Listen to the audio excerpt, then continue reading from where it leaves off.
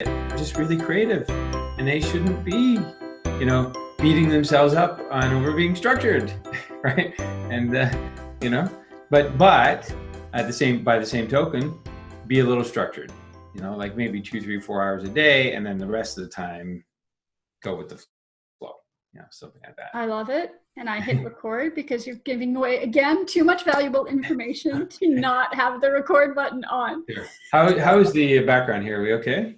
Background's fantastic. Okay. Yeah, I just have my book there, and I figured, this would be good. I don't know if you know about the rule of thirds for videos. Mm-hmm. Yeah. So I don't know if this is good, but this is where I thought it would be a good position. So I'll be in the third. Talk about perfectionism, right? You gotta get it just right. I had somebody put it in my head, and I'm thinking, okay, now I should play the game. Right. Little improvements along the way. So I'm gonna get started. Okay. My name is Sharon Coleman. I am the host of the Perfection Rejection Show, how to finally overcome your perfectionism and get shit done. And I am here with Dan LeFave. I hope I'm saying that right. Yes, you are. Yeah. Oh, good. LeFave, LeFave, potato. Tomato, right? Yeah. So Dan is the Prepare for Success business coach and is passionate about helping business owners cut the time it takes to achieve their goals. He helps entrepreneurs align their mindset with their goals and specializes in entrepreneurs with families, I understand. Yes. So can you tell me a little bit, some tips as far as, I know we're talking about perfectionism, but with families, there's no such thing as perfect, because kids make sure of that. So can you tell me some productivity tips, some helpful advice for those of us with kids? Because I have 4 of them. So for me to wrap everything around my family, it's a juggling act. Well, yes, yeah, you have one more than I do, so good for you. but I think the one of the core things with children is they are going to have their own personalities, and one of the things we've been learning as parents is that we don't own them. And we can't make them obedient and do exactly what we say, as much as we'd like to control them and say, this is the right way. This is how we do things here. And if they had any awareness or even greater awareness, they'd probably say, well, why? Who said? Right? So when it comes down to it, that's how we approach things with our children. But also it's structure, to have things structured in a way that they can have time and flexibility and do the things that matter to them, and not feel like they're living inside of our box and our expectations. And so that's one of the things. But even over and above that, I think of this thing we have here as an information center, and this is our fueling center. And if we put the right fuel in and put the right information in, that's what we get out. And so I take that approach with my children. And so one of the greatest things I could have ever done with them, and I'm still doing it, I will do it for many years, because it's a firm commitment. It's one of the things that I'll commit to doing, and I know it will provide outcomes that I can't even imagine. So because this is an information center, and what you put in is like a filing cabinet, and it's always listening and eavesdropping, I put in specific information into my children's minds on a consistent basis. So every evening we do what's called gratitudes and affirmations. So every evening I ask, what are you grateful for? And the older one will start. We'll start off with the older one just for respect, right? So he starts off and he tells me the things he's grateful for that day. And then I've put in another system where I have them ask the next one. So he asked his younger brother, "What are you grateful for?" Right, and then he says it, and then and then I'm last. So and then we do affirmations, and so I'll do affirmations that are going to help us through problems now. So right now it's about organization, it's about discipline, caring, kindness, things like that. So I say little phrases that help them to have more awareness and more control over those circumstances. And so it might be things like, I always do my best, no more, no less. I love to read, study, and learn. You know, the more I give, the more I receive, the better I live. I like alliteration, as you might tell, but you know, and rhyming and so on. And I actually have a poetry book that I published when I was 13. So not a book, sorry, a poem. I was published in the book. But those are the kinds of things that I can plant in here that will help them have more control over maybe their emotions or their thoughts or their interactions with us. You know, I'm consistently being more kind, caring, and compassionate. You know, just little things that if we say it over and over and over again, that becomes who they are.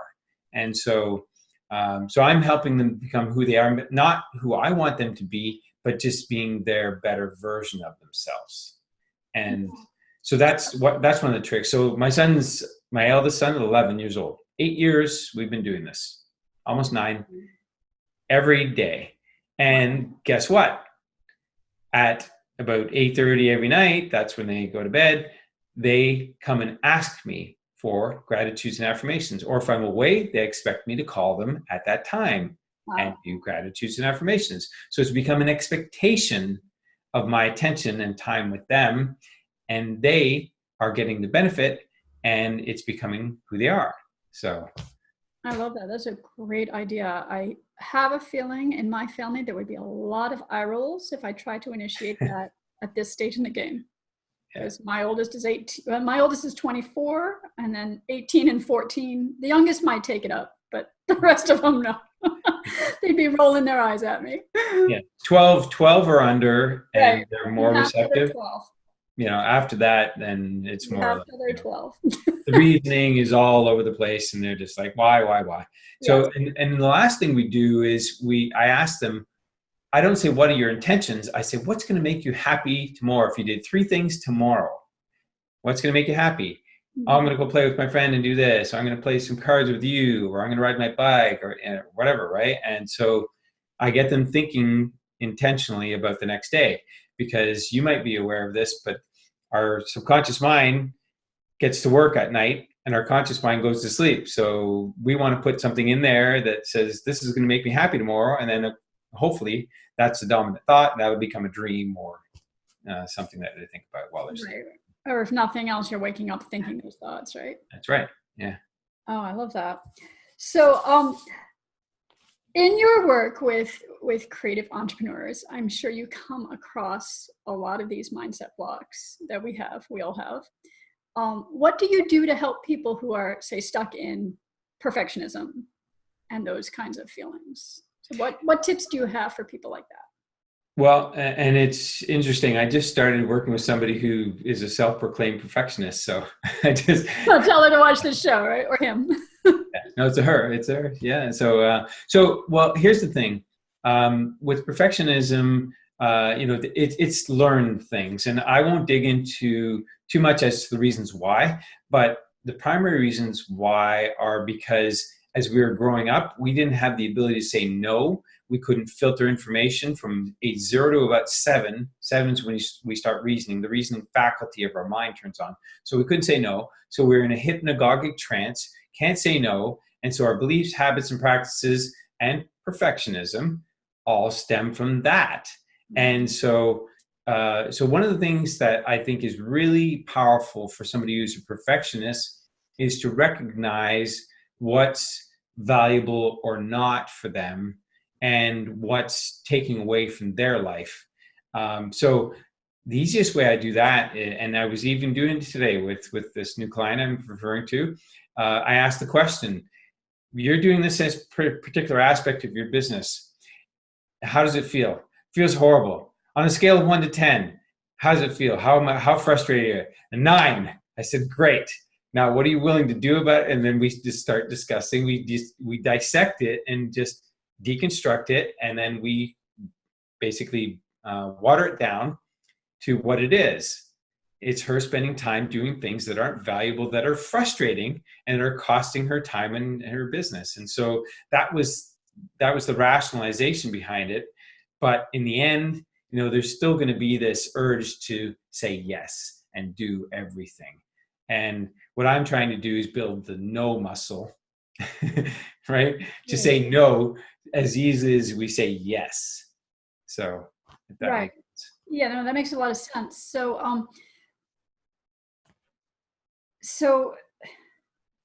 I totally just lost my train of thought again. This has been happening to me all day. I've just been having brain farts all day long.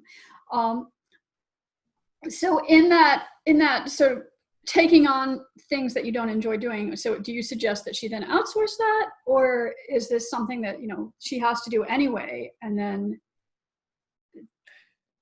so what are some, you know, what are some of the things you suggest as far as like practical solutions to that? Rather, you know, we break it down, but then what are the practical solutions? Yeah, well, breaking it down and realizing where there's you know, I measure things by impact, influence, or income. And if it's impacting your income, definitely that's a strike. If it's impacting, you know, your ability to influence people or influence the world in a positive way, or even your family or your spouse or your children, then definitely a strike against that. And if it's impacting your ability to impact, you know, whether it's the people in your life, same thing. So anyway, there was a couple things that came up today. So definitely one was outsourcing on one of the topics, and the other one was definitely just taking it right off, just striking it out. And in her case, it was she had the ability to affiliate with an outside company and then pass everything off to them. And so it's actually, it was not even just saying no to her clients. It was saying, and this is reframing. So it's like, you know, if you get asked to do something and you're a perfectionist, it's yes, yes, yes, yes, yes all the time, then it's like, say yes, but say, yes, I can help you with that. I have the perfect person or the perfect company to help you. Here they are. I'll send you the link right now. You talk to them. They're going to help you. It's going to be perfect. Right. And then boom, you've said yes and you've handed it off. And it's not no longer an issue of, you know, I should say yes, or I feel like I should say yes because I'm good at that, or I can do that. So do you find that like that kind of goes hand in hand, the saying yes all the time to everything and taking on more than you can handle goes hand in hand with perfectionism? I think so, because I think that, you know, perfectionists, you know, I'm a bit of a perfectionist, and I would say yes to anything and everything. And I had to get good at saying no. So I'm suggesting at the outset, find a way to say yes to it. But eventually that is a no, but it is, you know, it's a great way to say yes without offending and without disappointing, say, recurring customers or something like that. And, or, you know, recurring customers, but also it just builds your no muscle. Like I have a really strong no muscle. I just say, I write no, I can't, or no, I'm not. That's it. Like I just, you know, Right. but I built that up over time. But, you know, perfectionism, again, stemming from when we were younger, what we learned from the people around us. They said yes to everything. And if they said yes, we thought we should say yes. And so we go around doing the same thing. But as we know it, it's frustrating after a while. And we should be able to recognize the things we say yes to as frustrations, and that they are part of our perfectionism. Yeah, for sure. And then what ends up happening is we take on more than we can chew, and then mistakes get made. And that, I think, is very triggering for those of us who have perfectionist tendencies when those mistakes come along. So when we were first doing our pre-interview chat, you were telling me about a book, The 12-Week Year. Yes. That was something you mentioned to me, yeah? Yes, and I'm studying it, and I won't bore you with the details, but when I say study it, I read every chapter 30 days consecutively. So the book is being studied 30 times over the period of reading the book. It may take us, like, I don't know how many chapters are in it, actually here. So whatever number of chapters in it, if it's 18 chapters, that's going to be 18 months. We'll be done the book 30 times. Actually 19, no, there's 21 chapters. So we'll be 21 months. Well, I reframe that, rephrase it, because the chapters sometimes are shorter. 30 minutes is the reading time. So if we can put 3 chapters into 30 minutes, we read three chapters. So we're midway through the book now, and we've been reading for probably 6 months. So, yeah. That's an interesting way to read. Why are you reading it like that? Because we want to know the book intimately. Some people like to know songs like this. We want to know content. So we read Napoleon Hill, Jack Canfield, Raymond Hollywell, the greatest books, greatest teachers out there. The Success Principles was 600 pages. We took a long time to go through that. And by we, is you and your kids? No, this is with I have a partner. I've been reading with him since 2012. We've been reading like this every day. I know him probably a little better than some people in my family, and because we read every day. We're on the call. I just had a call with him today. It's 30 minutes of block time every single day where we read sections out of a book, but we read the same ones over and over and over and over, highlights, notes, and then on the 31st day, we get on a call and we summarize our experiences and I think you can understand. You'll totally get this. The more attention you give to something, the more it shows up in your life. So it's like we're reading something now. It's like, oh, this showed up now, or this opportunity, or this person said this, or this bit of information come. And then next thing you know, we're fusing all sorts of things together, like I am, because in this book he talks about the emotional cycle of change, and he's talking about it going into the valley of despair. Well, guess what? I have something called expectation bridge. So it's like, I'm going to marry those two. I'm going to say, okay, so instead of being caught in the valley of despair, create an expectation bridge and cross over. And so I love that. Is that something that you do? So I want to talk about the class that you have coming up, your master class. Yes. Is that a piece of that? Well, I'm going to be teaching different parts of what I've been learning in the 12-week year, but it definitely is going to be part of it. And the master class is 3 months, get things done. And the simple reason is because 3 months is a fair enough time to get things done, but most people like to do 12 months. And honestly, you end up doing things in the last 3 months. I mean, look, we're in September. September, October, November, and part of December are the busiest months of the year. And why? Because everything gets procrastinated to the end.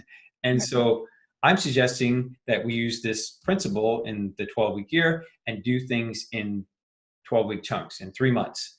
And so I'm going to do a master class, which is going to teach a few different things. One of the parts I'm going to teach is about having a personal vision. And I'd almost bet that any perfectionist out there doesn't have a personal vision, because they're probably putting things for others first, right? Well, that's a big part of it, but I think also we have a tendency to get hung up on making those kinds of things perfect unto themselves. So I could spend 3 months crafting the perfect personal vision and never actually accomplish anything that's on that. Yeah. So I think that can get in the way a lot. It's just there's little details that we get hung up on. Yeah, because if you think about business, there's always something underlying everything, right? So what's underlying business? Personal vision. You have personal vision, business vision, team vision. It's all hierarchy. And if we don't have a personal vision, then when times get tough, we're not motivated. We don't have the motivation or the power to keep going. So that's going to be one component that I'm going to be teaching in there. Then I'm also going to be talking about taking 100% responsibility, because that's what successful people do. I mean, if you look at the statues around the world, nobody put up a statue of a person who's a quitter or somebody who was weak or made excuses, right? Oh, look at that statue of that person who made excuses, how they succeed. Nope. That's kind of amusing. Yeah. So that's another thing I'm going to be teaching. But just the personal vision aspect is going to be so good. And I'm going to create a shortcut to it. So it's not going to be 3 months creating a personal vision. It's going to be created right there and then, right in the masterclass, and it's going to be a phrase, and that's it. It's done. Once it's done, we move on to the next step, which is going to be about taking 100% responsibility. So how do you let's dig into that personal vision piece just for a second. So how do you for someone who gets hung up on things? I mean, this is the perfectionist that comes out in us. So how do you help that person quickly and easily craft that personal vision? Because I know a lot of people get stressed over that. Like, that causes them anxiety. Mm-hmm. Think, oh, it's not the perfect personal vision. I didn't get this right. And so they get that's where they get stuck, is right in that first step. So how do you help people like that? Well, it's because of I think it's the questions that are being asked, the questions we ask ourselves, that can cause roadblocks. So I think the very easiest way to overcome it is to start asking ourselves, what do we not want, right? Or what do we don't like, right? So I do this all the time because it's so easy to find a restaurant when you ask which ones don't they like. And then they're like, I don't want this, I don't want that. And so, oh, great. So we have these 3 options over here. Which one do you like? That one. And we're done. Right. So the first thing is to craft just, a list of things that we don't like about our lives, or the things that are going on, and so on. And then circle 2 or 3 of them. Which ones are the biggest ones? If you solve those, if I had a magic wand and I waved that wand and things just became so much better, which ones would you change? Circle 2 or 3. And then it's a question of, what do those look like? So then if this is what you don't want, what do you want?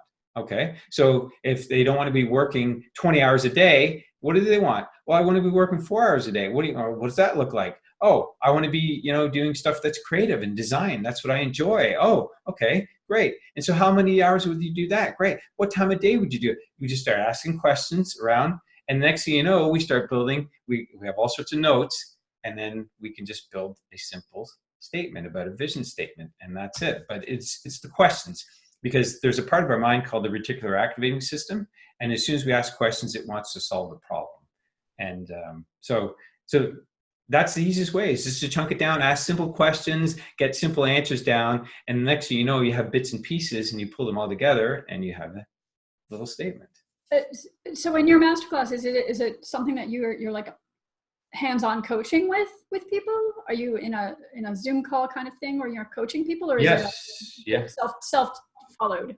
No, it's gonna be live. It's gonna be live. I'm doing it live, and I'm gonna be asking questions and helping people through and dealing with their challenges, and but it's gonna be very specific. Yeah, I mean, these are the core components of business. Having a vision, taking 100% responsibility, and then commitments, and what that looks like, and how to do it. And I'm doing it completely live. I'm going to be answering those questions, and I want to see everybody posting a statement at the end of the live call saying, this is my statement. And it's like, good is good enough, right? Just, you have that, get rolling with that, right? Yep. Good enough is better than perfect, right? Right. Should be everybody's mantra. Exactly. Well, Dan, I want to thank you so much for being with us. I understand you have a free gift for the audience. Do you want to share that with us? Yes. I'm actually, I think the best gift now that we've been talking is this book, my book. It's Living Life of Your Dreams. And this book is about mapping your life from the end backwards. And also it has a framework around it. And I guess it's a bit of a spoiler, but it's faith, family, friends, fitness, and finances, those 5 F's. And I think this is the best thing, especially for perfectionists, is to look at the end of their life and look backwards and think, how am I being remembered?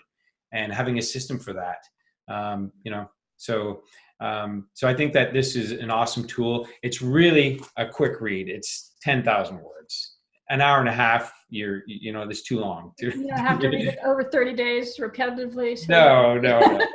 No. It's a guide. Honestly, it's a guide. But you know what? For somebody who's got a perfectionism type mind, this is a way to craft your life and to be able to look at it and look back on it, reflect on it, and see where you are and where you're going. So, I think that's the best tool that I could give your audience, because if they can reflect on their life on a daily basis and say, I created memories today. Wow, what were they? Okay, went bike riding, did this, did that with my kids, or whatever, right? So these are the things I do every day. Go bike riding with my kids, play cards, and whatever else. But and we will also have a link under this so that people can find your masterclass when that goes live. Yes, I will include a link to that as well, or you'll have a link for that. And it's going to be totally awesome live, and I think it's going to be one of the greatest things you've ever done. So jump in. It certainly sounds like it. So, and those live assistance things, I think, are more valuable than those self-study courses where we buy them and we never open them. Yeah. Well, you can't get caught up in your own problems because you're live, Right. You know, you're there, you're involved, you're getting it done, you're taking the little simple steps, because that's how you overcome getting caught up in perfectionism and procrastination. Everything is just chunking things down to little steps. You know, it was Carnegie who said it best, right? You know, he just said we just need to chunk things down into little incremental steps and then just get moving. Next thing you know, we have this beautiful picture and this beautiful opportunity or beautiful experiences that are occurring because we just took little incremental steps forward. All right, well, thank you again for being with us. I really appreciate your time. Thank you, Sharon. Appreciate it.